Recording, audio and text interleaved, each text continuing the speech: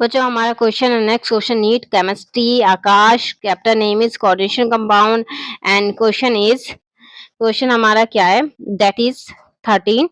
CONH3 5 ClSO4 और CONH3 5SO4 ClR कौन कौन सा आइसोमर्स है ये हाइड्रेट आइसोमर्स है एंडोशन आइसोमर्स है कोऑर्डिनेशन आइसोमर्स है और लिंकेज आइसोमर्स है इन चारों में से कौन सा ये आइसोमर्स है ये पूछ रहा है ये ठीक है तो क्वेश्चन लिख लेते हैं फर्स्ट ऑफ ऑल क्वेश्चन हमारा है that is 13 okay that is जो हमारा CO है CONH3 5 ओके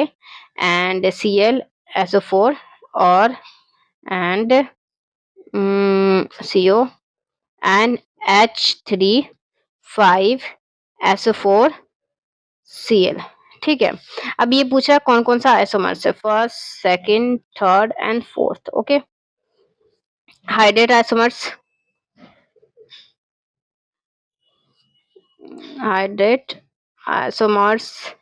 दूसरा है हमारा आयोनाइजेशन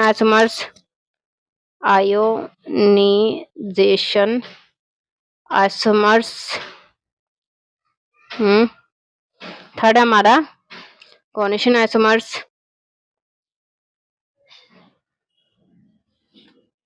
ओके एंड फोर्थ हमारा दैट इज लिंकेज आइसोमर्स ठीक है ओके बच्चों तो इनमें से कौन सा आइसोमर्स ये पूछ रहा है अगर आपको आइसोमर्स नहीं आता है तो भाई पहले आइसोमर्स पढ़ लो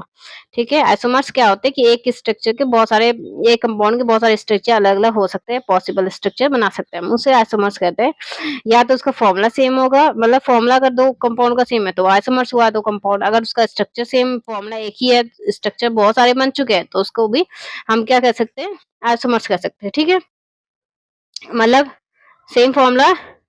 और different structure that is isomers okay ये होता है आइसोमर्स ठीक है ओके अब यहाँ पे देखो यहाँ पे हमारे पास जो NH3 5 है Cl एक है SO4 एक है वैसे भी यहाँ पे भी Cl एक है NH3 5 है SO4 एक है NH3 5 है और CO एक है ठीक है मतलब फॉर्मूला सेम है बिल्कुल ये याद रखना ठीक है अब चेंजेस समझ लो हम लोग ऐसा करते हैं स्ट्रक्चर बना लेते हैं ना ये क्या है एक ऑक्टाहाइड्रल स्ट्रक्चर है ठीक है यहाँ बीच में एक मेटल है ओके तो दोनों का स्ट्रक्चर बना देते चलो ये हमारा CO यहाँ पे है ये हमारा CO यहाँ पे ठीक है यहाँ पे हमारे 5 लाइगेंड्स है 5 जीने के लिए सोचा ही नहीं दर्द भी सहने होंगे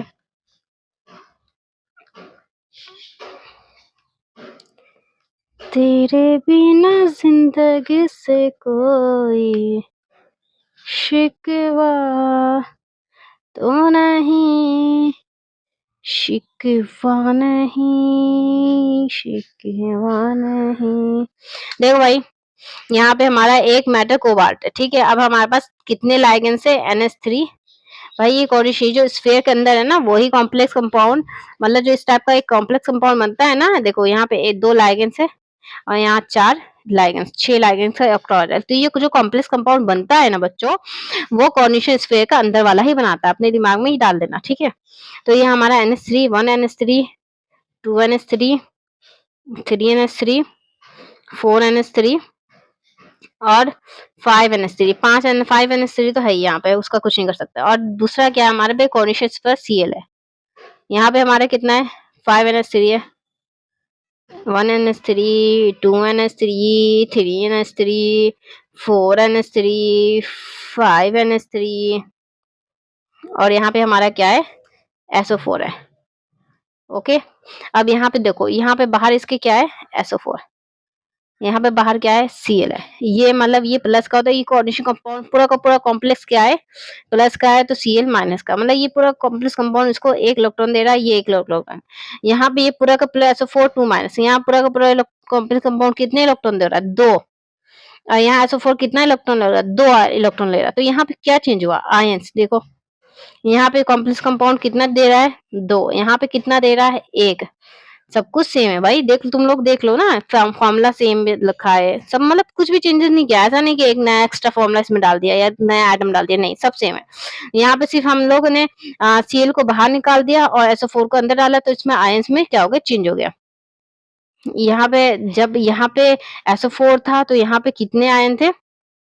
प्लस के 2 था पूरा कॉम्प्लेक्स कंपाउंड में, ठीक है। और यहाँ पे जब Cl बाहर है तो पूरे कॉम्प्लेक्स कंपाउंड में कैसा चार्ज है, प्लस का 1 है, तो चार्ज आयन चेंज हुआ, दैट इज आयनेशन आइसोमर्सिस को कहा गया है। अंडरस्टैंड। नेक्स्ट क्वेश्चन का बात करें हम लोग, बच्चे जो हमारे